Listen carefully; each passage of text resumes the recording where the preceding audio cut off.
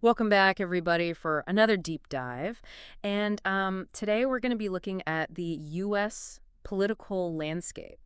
Things are always changing. Always shifting. Yeah, always shifting, and we've got some pretty juicy stuff to cover this time. We do.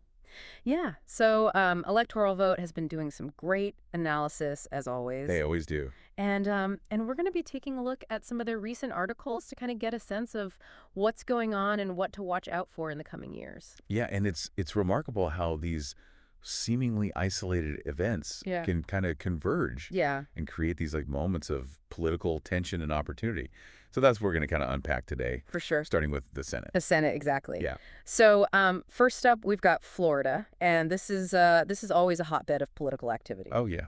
Always something going on in Florida. Yeah, and we've got two Senate seats that are potentially up for grabs, which is pretty wild. Yeah, that's going to be something to watch. And it seems like every ambitious Republican in the state is eyeing these seats. So Right. this could be a real bloodbath, Yeah, I think it's safe to say that Governor DeSantis' appointment of Ashley Moody right? to fill Rubio's seat was not a surprise to anyone. To nobody, She's already popular with voters. right? So that's not really going to be an issue. But it does create another vacancy for DeSantis to fill. Exactly. But this appointment triggers a special election in 2026. Right. And now we have some big names like Representatives Kat Cammack and Corey Mills who are potentially jumping into the race. So this is going to be a real showdown. Yeah. And we also can't forget about DeSantis himself. Oh, that's right. He's term limited He is. in 2026. Yes. So you've got all these ambitious Republicans, and they're all vying for a very limited number of powerful positions. It's a lot of political ambition. It is. Yeah. So do you think all this infighting among the Republicans could actually open a door for the Democrats? Well, that's an interesting question. Florida is definitely trending red. Mm. It is. But all this competition within the party, it could create an opportunity for a strong Democratic candidate. Right. The Republican vote could get split among all these different contenders, and that could allow a Democrat to slip through. Right, right. I mean, it's a long shot, Sure. but, it's definitely something to watch. Definitely. And even if a Democrat doesn't win outright, Yeah, there's still a potential upside for them, right? that's right. Because remember, several of the Florida representatives who are considering running for Senate or governor would have to resign their House seats once they qualify as candidates. Right. So that could shift the balance of power in those House races. Absolutely. That ripple effect from the Senate race could have significant consequences down the ballot. Yep. Creating opportunities for Democrats to pick up seats in the House. That's a great point. Yeah. All right. So let's switch gears a little bit Okay.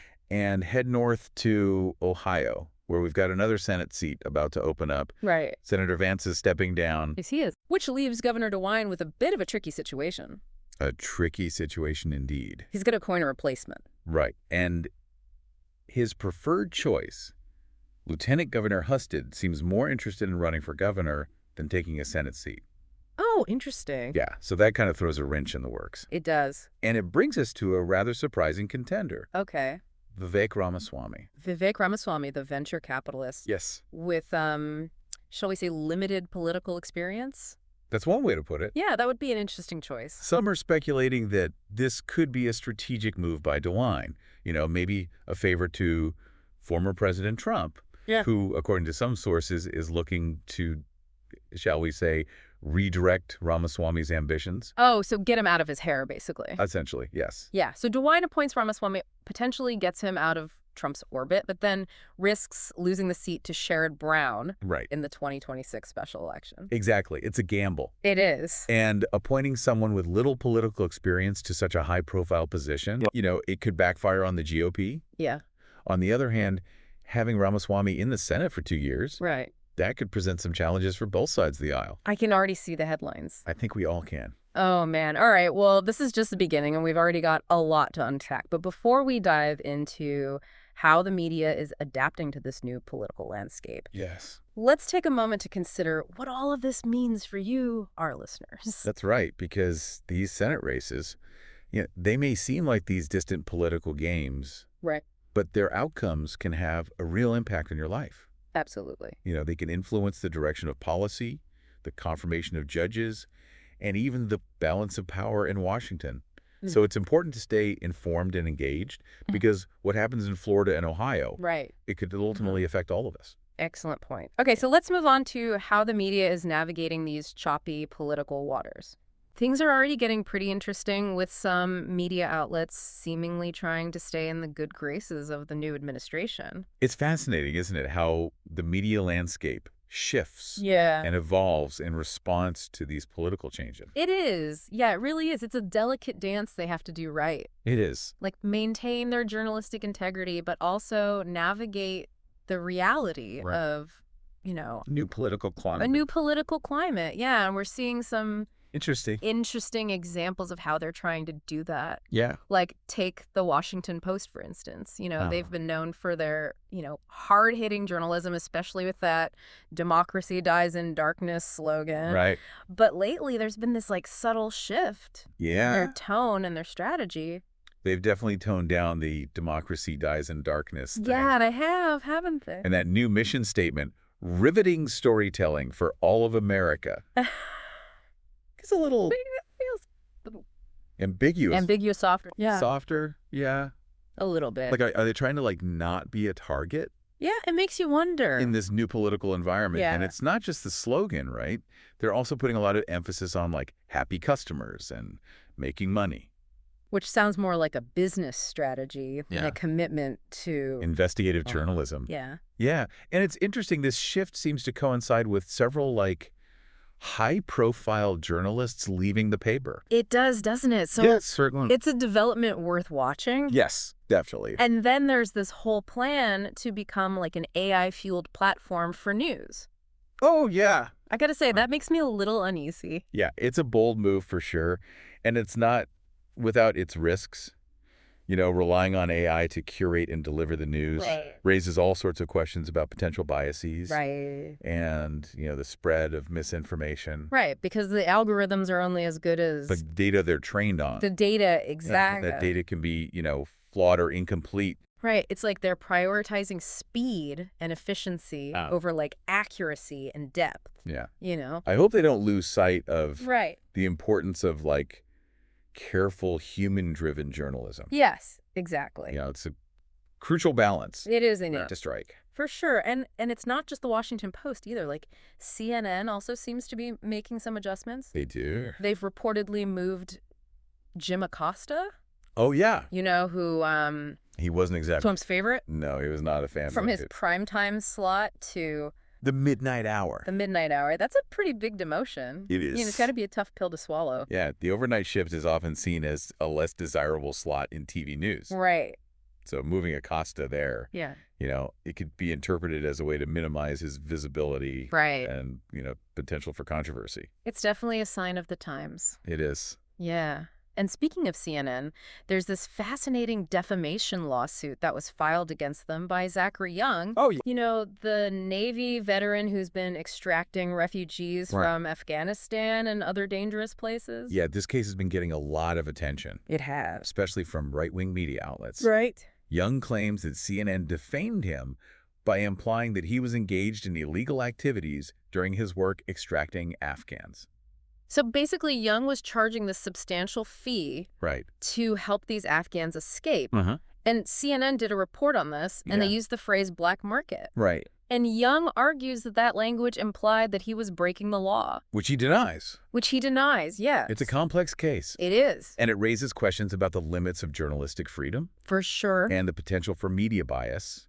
Proving defamation is a high bar legally. Yeah, you got to really show intent. Right. Young would have to demonstrate that CNN acted with actual malice or reckless disregard for the truth.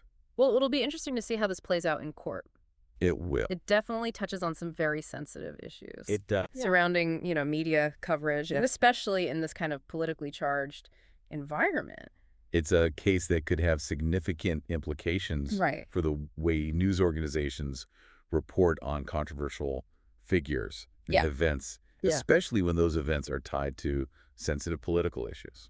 All right, so for a bit of a lighter note, let's talk about former President Trump's latest move, shall we? Okay. He's appointed Mel Gibson, Jon Voight, and Sylvester Stallone as special ambassadors To Hollywood. to Hollywood. Interesting. What do you make of that? It's a rather unconventional move, to say the least. It is. It's hard to say what tangible impact these ambassadors will actually have, Right. especially given their somewhat waning star power in the industry these days. Right. But, it could be seen as a symbolic gesture. Okay. Maybe an attempt to bridge the gap between the entertainment industry and the new administration. Or maybe it's just a way for Trump to, stay relevant. Stay relevant, yeah. Stay in the conversation. Stay in the headlines. Right. He's always been good at generating headlines. He has. So this is just another way to do that. Yeah. It's definitely a shrewd move from a publicity standpoint. It'll be interesting to see how Hollywood studios respond to this. Well, especially Disney. Right. They've had their own kind of complex relationship with Trump. They have. In the past, and their upcoming Star Wars film is sure to be a blockbuster. It is. Could this appointment influence their creative decisions in any way? It's a possibility. But, Disney is this global company. Right. With a diverse audience. So they're likely to be pretty cautious. Right. About alienating any segment of their fan base. Yeah. All right. Well, speaking of potentially controversial decisions, let's shift gears and talk about PEPFAR. Yes. The AIDS fighting initiative in Africa. An incredibly successful program. Incredibly successful. It saved millions of lives. It has. But now it's facing this potential threat from Senator Risch, the chair of the Foreign Relations Committee. Right. PEPFAR has been this remarkable achievement. It has. Providing life-saving treatment and prevention programs to millions of people in Africa. And for a relatively modest cost. Relatively modest, $5 billion per year. Yeah, $1 billion, yeah. It's a testament to the power of global cooperation and the impact that well-funded initiatives can have on combating global health challenges. Absolutely. It's a truly remarkable program. It is. But now Senator Risch is threatening to cut funding. He is. And the reason he's given for this potential cut is, it's pretty surprising. Okay, I'm intrigued. Apparently, a single clinic in Mozambique, which was receiving a tiny fraction of PEPFAR funds, performed abortions, which violates U.S. law. So you're telling me the fate of this entire program, which has saved millions of lives, is being jeopardized? Potentially, yeah. Because of one clinic's actions. It does raise questions about proportionality. Yeah. And the potential for political motivations to overshadow the humanitarian impact of this program. Right. So is Senator Risch truly concerned about this one clinic's actions? It's hard to say for sure. Right. The timing of this threat coming so soon after a new administration takes office suggests that there might be some broader political calculations at play. It's a complicated situation. It is. And it really highlights how easily politics can get intertwined with these humanitarian efforts. Yeah. So it's crucial to keep a close eye on how this develops. Absolutely. And, advocate for the continued funding of this vital program. It's vital. Millions of lives are at stake. They are. All right, so let's take a little step back from the current political landscape and delve into the world of political predictions. Always fun. Yeah. It's always fascinating to look back and see what the experts got right and wrong. It is a guilty pleasure, isn't it? It is. Seeing all those confident assertions just crumble. Crumble, yeah. In the face of reality. The electoral vote actually has this whole collection of predictions. They do. That went spectacularly wrong. They do. They do. It's pretty entertaining. It is. So, remember Derek Thompson's prediction that 2024 would be this boring election year? Oh, yeah. I think we can all agree that boring is not the word that comes to mind. Not at all. Not at all. Between the assassination attempt on Trump, Biden dropping out, and then Harris getting the nomination. I mean, it was anything but predictable. Yeah. And then there's John Harwood, who was so sure that Biden wouldn't pardon Hunter. Oh, yeah. He was adamant about that. Even after Biden himself said that he wouldn't do it. Right. And then, boom, a pardon. A pardon. It just goes to show you that, in politics, things can change so quickly. They can. And even the most, ironclad pronouncements can be overturned. Absolutely. Rob Reiner also had a pretty memorable prediction. Oh, yeah, he did. He said that a woman would give birth to a renewal of our democracy. He was so sure that Harris would win. Yeah, I think he... let his hopes get the better of him. Influence his analysis a little bit there. Yeah, it happens. It does. To the best of us. It does. And who could forget Scott Galloway's prediction that Elon Musk would either lose control of Twitter or sell it? Oh, yeah. I guess he underestimated Musk's determination to hold on to that platform. Yeah, Musk is he's tenacious. Yeah, he's not one to back down easily. No, he's not. Okay, this next one is a real head scratcher. Michael McKenna predicted riots in Washington and New York if Trump won. Oh, yeah. But I don't recall seeing any widespread unrest after the election results were announced. Well, predictions about social unrest are notoriously difficult to make. Right. There are so many variables involved, it's almost impossible to anticipate how people will react That's true. to a given event. And speaking of predictions that didn't pan out, George Conway was pretty sure that Trump would be imprisoned. Oh, yeah, he had that whole timeline laid out. Yeah, he did. With Trump losing his immunity case and going on trial in March. Yeah, it's amazing how some of these predictions really reveal more about the predictor's own biases and desires Right. than the actual likelihood of the event. Yeah, we tend to project our own Hopes and fears. onto these predictions. Exactly, and that can cloud our judgment Yeah, and lead to these inaccurate assessments. very true. Okay, let's wrap up this prediction postmortem with a few rapid-fire misfires. Okay. James Carville thought Trump would skip the debate. Mm-hmm. Howard Lutnick was certain that RFK Jr. wouldn't be leading HHS. Right? Nicole Killian expected a female running mate for Trump. Huh. And Ari Fleischer believed that Nikki Haley would be the no-labels candidate. It's a veritable graveyard of predictions, It is. highlighting the inherent unpredictability of politics. It is unpredictable. It is. And reminding us to maybe take these pronouncements with a grain of salt. A big grain of salt. Ugh. Big grain of salt. Yeah, all right, so for a change of pace, let's indulge in our weekly dose of Schadenfreude and Freudenfreude. Oh, yes. A delightful exploration of those contrasting emotions. They are contrasting, aren't they? They are. Where should we begin? Let's start with some Schadenfreude, shall we? Well- Our star this week is State Senator Colton Moore from Georgia. This guy. This guy. He's made a bit of a habit of landing in this category. He's a repeat offender. Or a repeat offender. If I recall correctly, he was even banned from the House chamber by his own Republican colleagues. You recall correctly? Did he really? Yeah, it seems like even his fellow Republicans can't stand him. Wow. But during Governor Kemp's State of the State speech, Right. Moore decided to crash the party, Oh, no. even though he was explicitly told he wasn't welcome. Oh, Colton.